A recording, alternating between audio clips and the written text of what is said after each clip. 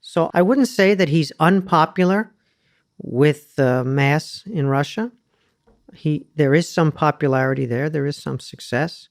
But I would say it's tough for us to gauge because of the lack of alternatives. And Putin is unpopular inside the state administration.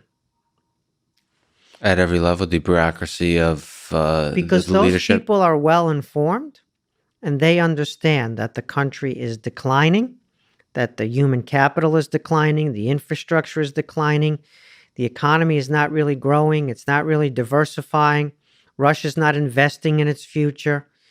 The state officials understand all of that, and then they see that the Putin clique is stealing everything in sight.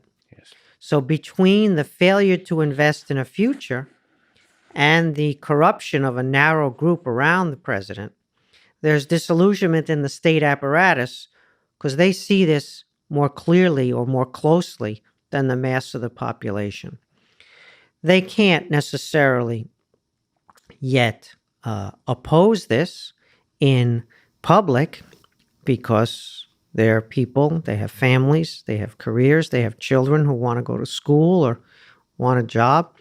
And so there are constraints on their ability to oppose the regime based upon what we might call cowardice or other people might call realism. I don't know how courageous people can be when their family, children, career are on the line. So it's very interesting dynamic to see the disillusionment inside the government with the president, which is not yet fully public for the most part, but could become public. And once again, if an alternative appears, things could shift quickly. And that alternative could come from inside the regime.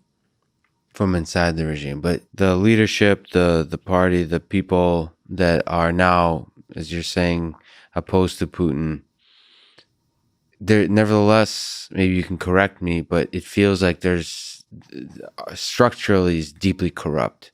So each of the people we're talking about are don't feel like a George Washington. Once again, the circumstances don't permit them to act that way necessarily, right?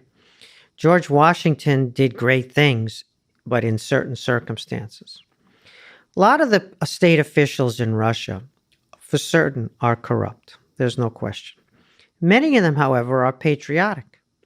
And many of them feel badly about where the country has been going.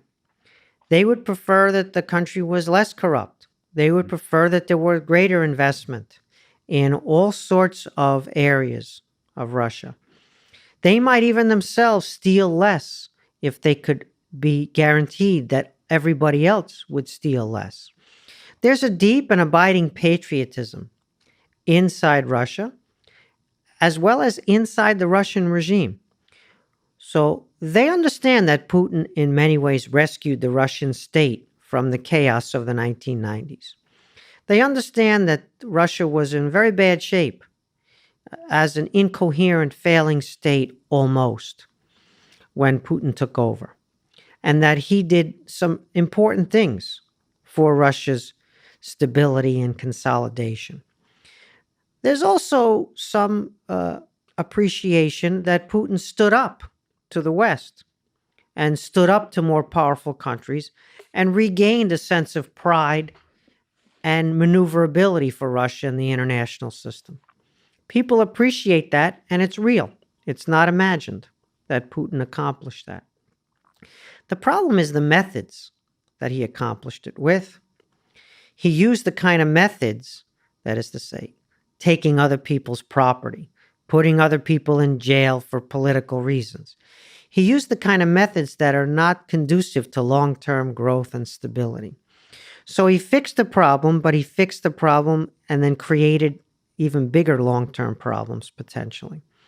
And moreover, all authoritarian regimes that use those methods are tempted to keep using them and using them and using them until they're the only ones who are the beneficiaries. And the group narrows and narrows. The elite gets smaller and narrower. The interest groups get excluded from power and their ability to continue enjoying the fruits of the system, and the resentment grows. And so that's the situation we have in Russia. Russia is a place that is stuck. It was, to a certain extent, rescued. It was rescued with methods that were not conducive to long-term success and stability. The rescue you're referring to is the sort of the economic growth when Putin first took office. Yes, they had 10 years. They had a full decade of an average of 7% growth a year, which was phenomenal and is not attributable predominantly to oil prices. During President Putin's first term as president, the average price of oil was $35 a barrel. During his second term as president, the average price was $70 a barrel.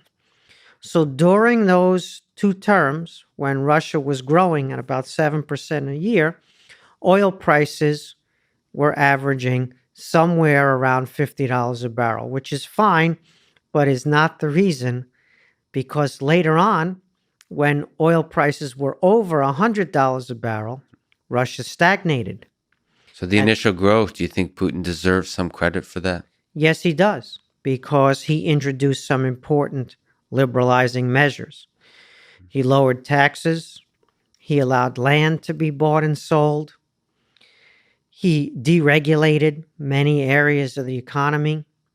And so there was a kind of entrepreneurial burst that was partly attributable to government policy during his first term. But also he was consolidating political power. And as I said, the methods he used overall for the long term were not able to sustain that success. In addition, we have to remember that China played a really big role in the success of Russia in the first two terms of Putin's presidency, because China's phenomenal growth created insatiable demand for just about everything that the Soviet Union used to produce.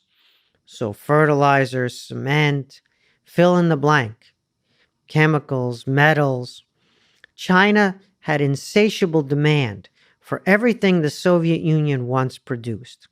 And so China's raising of global demand overall brought Soviet-era industry back from the dead.